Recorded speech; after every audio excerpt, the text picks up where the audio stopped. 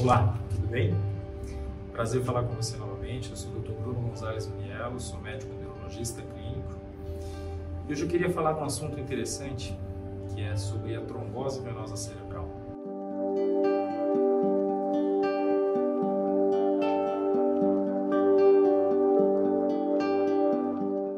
A trombose venosa cerebral, ele é um tipo de AVC muito comum nas mulheres jovens. E principalmente nas mulheres jovens que fazem uso do famoso anticoncepcional. Esse tipo de AVC, ele ocorre pela presença de um trombo, um coágulo, só que dessa vez não no contexto arterial, como um AVC isquêmico, dessa vez no contexto de uma veia, dentro de um seio dural, que nós chamamos.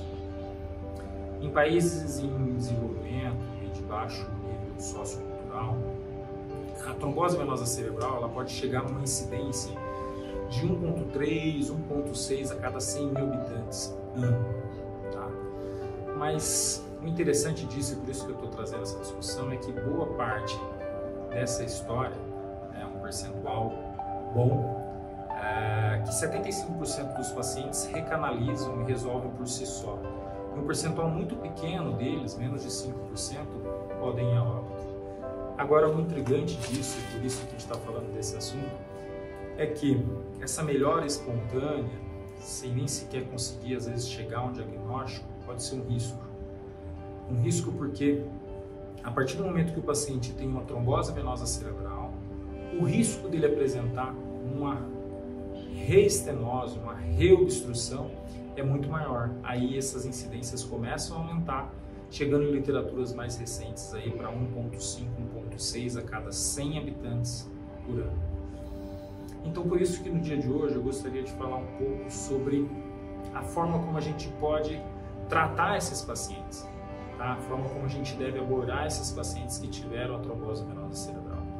E mais ainda, ficar atento aos principais sinais e sintomas clínicos que sugerem a presença dessa doença. Porque daí entra um contexto, como eu disse, um contexto um pouquinho diferente da incidência a partir do momento que você já tem um diagnóstico e a chance de você recorrer ao mesmo diagnóstico.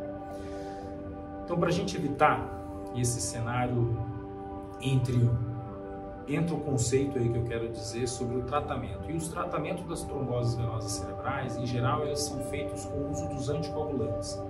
Seja eles a conhecida varfarina, de nome comercial Marevan, que é um antagonista da vitamina K, ou dos novos anticoagulantes. E hoje eu queria falar justamente de um deles, que é a dabigatran, nome comercial Pradaxa, que age inibindo uma substância chamada de trombina, que é responsável pela formação do coágulo. Tá? Então, para isso, por que eu quero falar dele? Porque existe um respaldo, claro, na literatura para isso, né? A gente já usufrui do dabigatran, do Pradaxa, para outros conceitos, como a prevenção secundária de um AVC, que tem uma arritmia cardíaca, paciente que tem uma fibrilação arterial crônica, paciente que teve uma trombose venosa profunda na perna, paciente que teve um tromboembolismo pulmonar. E ainda mais nesse cenário de pandemia, a gente viu muito mais ainda o uso desses novos anticoagulantes.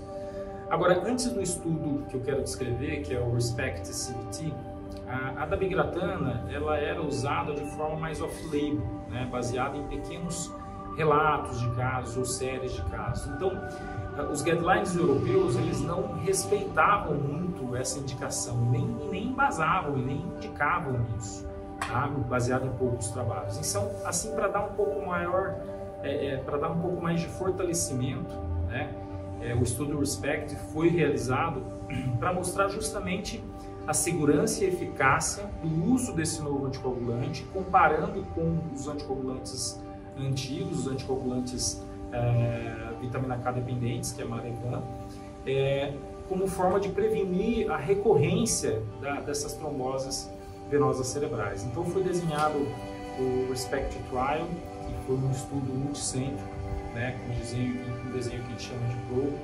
Ele foi prospectivo, randomizado, teve um grupo paralelo, open label, né, uma evolução cega, teve os seus endpoints, né, seus resultados primários aí, conduzido em 51 serviços em 9 países, por isso multicêntrico, como França, Alemanha, Índia, Itália, Holanda, Rússia, Portugal, Espanha, Polônia, e pegaram pacientes de dezembro de 2016 até junho de 2018. Então, todos os pacientes que tinham, de fato, o diagnóstico de uma trombose venosa cerebral.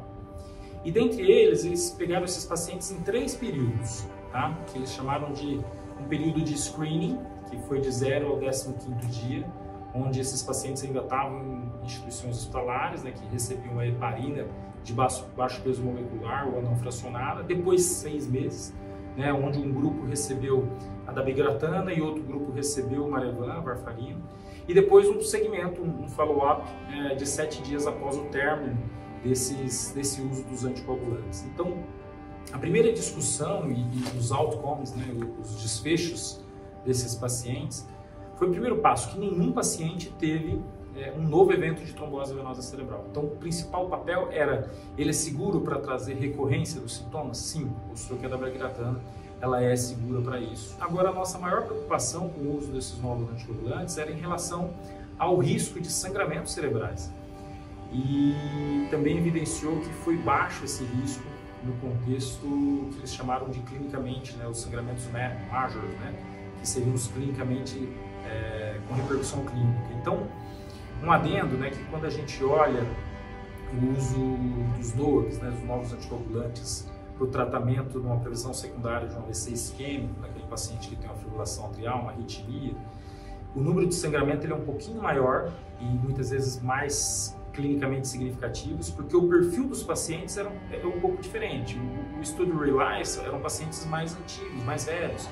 Já o estudo RESPECT são pacientes mais novos, são pacientes com trombose venosa cerebral. Quando a gente olha no estudo RESPECT os resultados, o número de recanalizações cerebrais com o uso da dabigatran foi até maior, assim como os sangramentos que estiveram no delineamento do estudo foram maiores para o grupo que usava o conceito dos antigos anticoagulantes das varfarinas, tá? O famoso Marevan. Tiveram 2 casos de hemorragia cerebral, enquanto a dabigatran teve só um caso de hemorragia intestinal, na verdade. Assim, é um estudo interessante, tá? Que demonstra não inferioridade, né, do uso da dabigatran em relação ao conhecido Marevan, a varfarina, e mostrou segurança do uso da medicação, né? Uma eficácia, uma segurança interessante.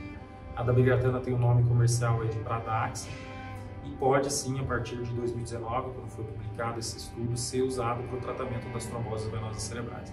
Então fica a dica, quando é que eu vou suspeitar de uma trombose venosa cerebral? Eu já disse aqui em outros vídeos, toda vez que eu tiver uma dor de cabeça diferente das anteriores, uma paciente jovem, com uso anticoncepcional, e essa dor de cabeça ela começou de início súbito, que a gente chama de thunderclap headache, essa paciente precisa procurar urgentemente o seu neurologista, procurar uma consulta neurológica, seja via hospitalar ou ambulatorial no nosso consultório, para poder fazer esse principal diagnóstico diferencial. Eu espero ter ajudado, um grande abraço a todos vocês e até breve. Tchau, tchau.